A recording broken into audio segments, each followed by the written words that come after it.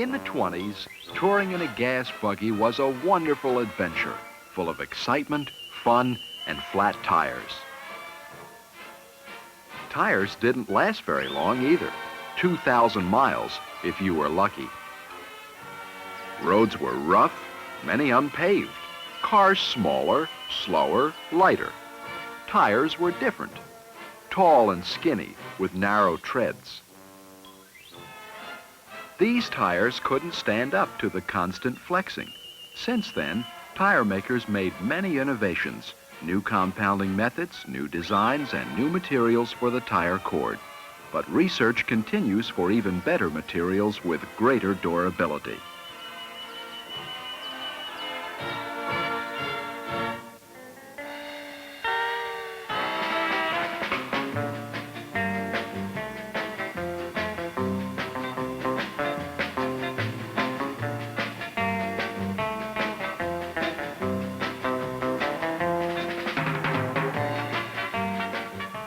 Today, the life of a tire is about 20,000 miles. Compare that with the 2,000 miles of the 20s. But even now, hard use can cut tire life.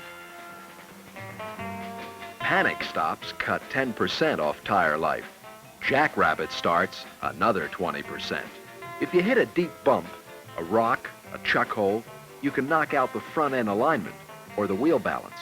This will shorten tire life even more. Rough handling can bruise the reinforcement cords of your tires. Maybe a blowout now, or maybe just weakening now, but failure 500 miles from now. Hey, Frank, bring the T-Bird in. What kind of driving do you usually do? Sustained turnpike speeds or just slow around town kind of stuff? Well, what's that got to do with it? Everything. You buy the tire to fit the need. All tires seem pretty much the same to me, so what's a quality tire? You know, it's a better made tire, stronger. It'll stand up to rougher treatment, and that makes it a lot safer.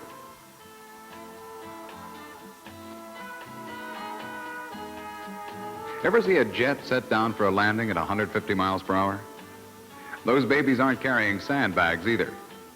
The responsibility for 165 lives rides on those tires, and strong as they're built, those tires are only good for about 150 landings. You know, that's only about 100 miles, but it's enough to wear them out from the intense friction and heat. The black marks on the runway are actually streaks of melted tire rubber.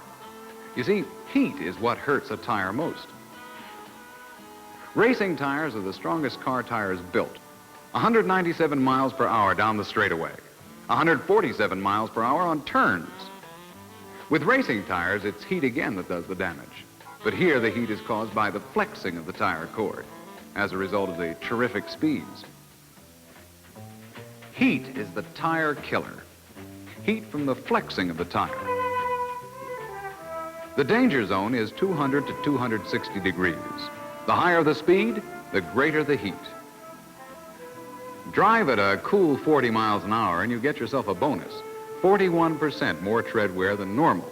Normal is average tread wear at 50 miles an hour. A hot 70 miles an hour delivers less than 70% of the normal tread wear. As speed increases, the rate of tread wear increases. Regardless of speed, when tread wear is down to 1/16 of an inch, tires need replacing. Here's a good test for tread depth. Measure your treads with the edge of a penny. If you can see the top of Lincoln's head, your tires have had it. Knowing about tread wear is knowing only part of the facts about tires. Underneath the tread is the tire cord fabric, or the tire plies. Some tires have 2 plies, others have 4, or even 6. A ply is a fabric of cord with a thin layer of rubber calendared into it. Because tire cord is so strong and flexible, manufacturers today can build a better tire using only 2 plies. You see, the cord in a tire is its backbone. There's 8,000 to 10,000 feet in an average passenger tire. The ply is laid in on the bias. Plies alternate in direction with each layer. Strong fibers are used. 2 strands of yarn are twisted together to make tire cord.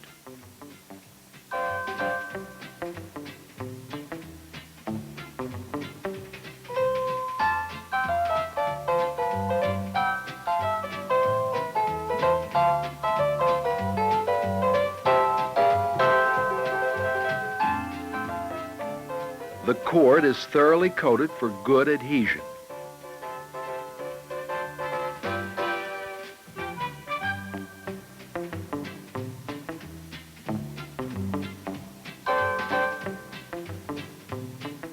After calendering, the cord fabric becomes a tire ply. The cord fabric meets the special rubber formulated for fabric. The rubber is fed into the calendar rolls, pressed onto both sides and between the cords of the fabric. This is now a tire ply.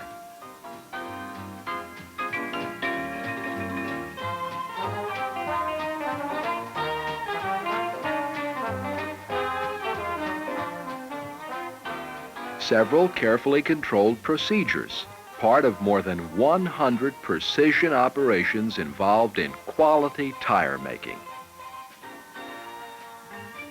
The tread, the sidewalls, the safety liner, the bead, each is constructed with care. Together with the plies, they are assembled into a tire blank.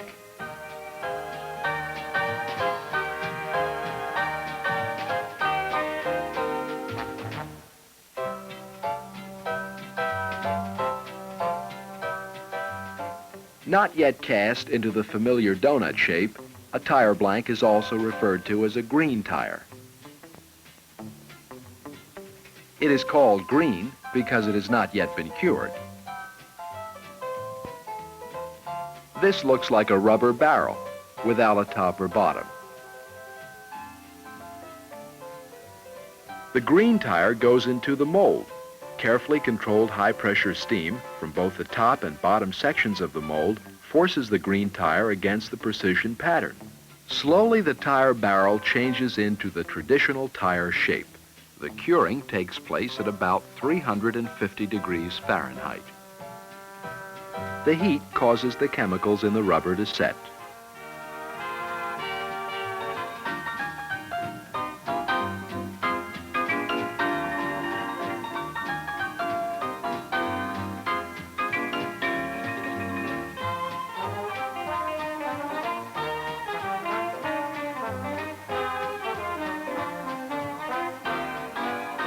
After 15 to 20 minutes, out comes the finished tire. Now it is carefully checked inside and out by a trained inspector. A perfect tire. But tire makers are seldom satisfied with perfection. New improvements are constantly being worked on and undergo millions of miles of testing. Although the final test is the road test, important testing is also done in the laboratory. Here, conditions can be kept under precise scientific control. Exact lab tests show that the higher the speed, the greater the heat buildup, distortion, and danger. At 60 miles per hour, tread temperature is 220 degrees. At 70 miles per hour, the heat is 240 degrees. At 90 miles an hour, the heat is 270 degrees. Strain, distortion, more heat buildup. Many laboratory tests have been developed to assure you the best tire that can be made. As you drive along, the cords in your tires are bending and flexing continuously.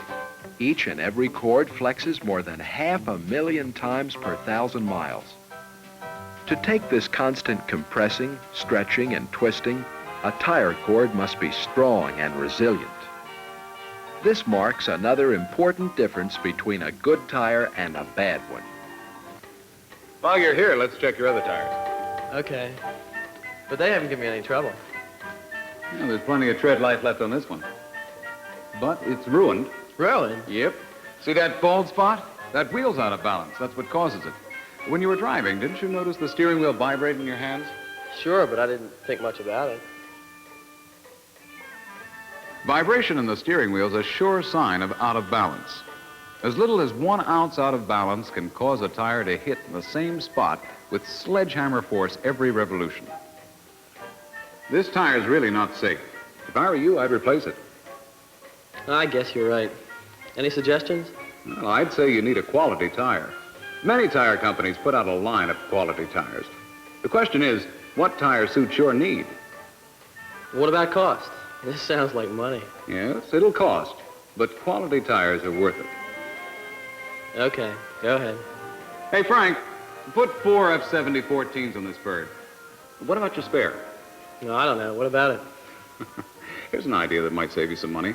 If you have a good spare, use it. Rotate your tires every 5,000 miles. You can increase tire mileage up to 25% this way. Front and rear tires wear differently because they do different kinds of work. Unless they're rotated, this uneven wear can become even more pronounced and cause shimmy and bumpy riding. If you rotate, you even out the wear, and your tires last longer. But you've got to start with a good spare. Makes sense. Might as well. Another thing, when you mount a tire, always check the wheel rims. A bent or cracked rim can leak air and cause flats.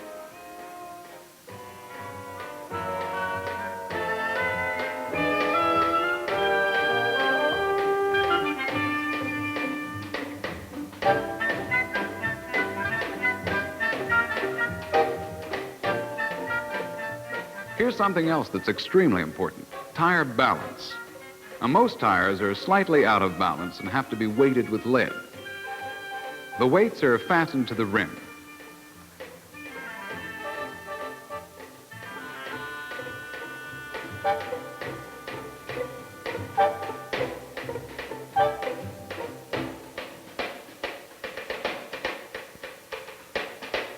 When the strobe light reads 0, the wheel and tire are in balance.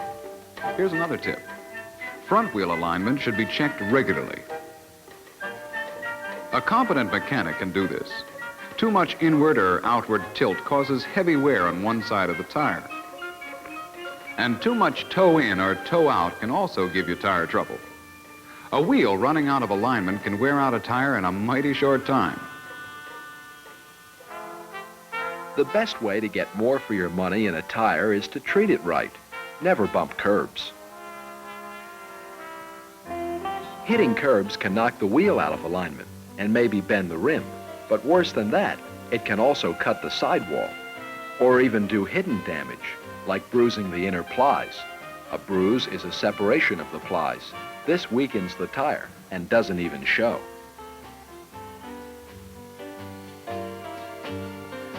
But maybe days or even months later, the weakened cords break and you have a failure.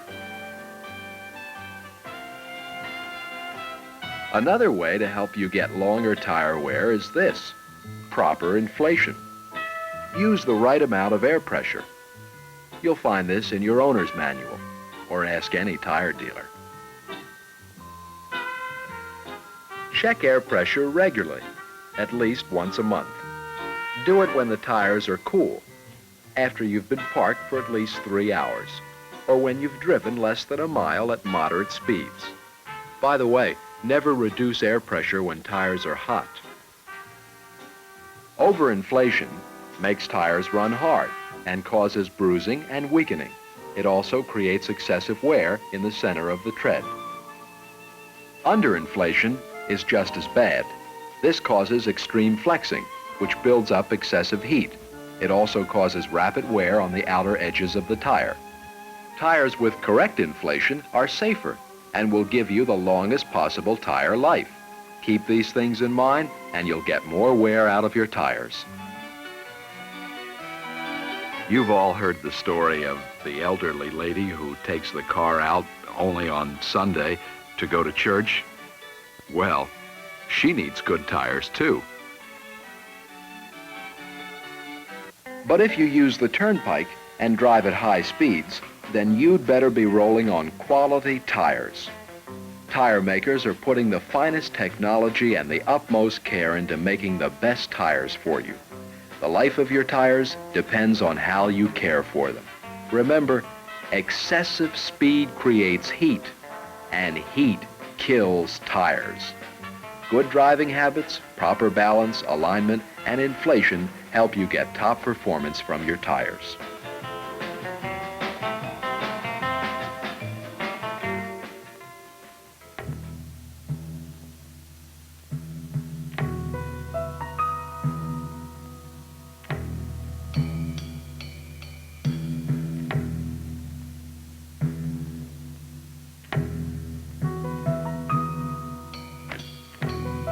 A lot of good tires end up in the graveyard long before their time.